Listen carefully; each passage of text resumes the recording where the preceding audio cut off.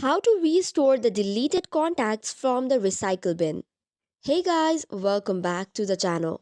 If you have deleted your contacts and would like to restore from the recycle bin, here are the steps to do so. However, the interface might differ depending upon the device type, but in most cases, these are the steps. First of all, go to contacts and you will see three horizontal lines on the top left corner or somewhat on the top right corner. If that is available, you can tap on it and go to contact settings. Or you could go to your profile of Google and go to contact settings.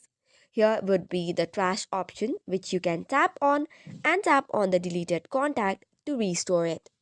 This is one way to restore. Likewise, there is another way to do it as well. For this, head over to the previous page and go to organize option. Then you will see something written as bin or trash. Tap on it.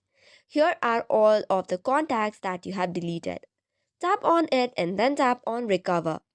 This way it will be restored back to your contacts. So that is all for today's video. For more such contents, do not forget to hit the like and subscribe button. Thank you and keep watching.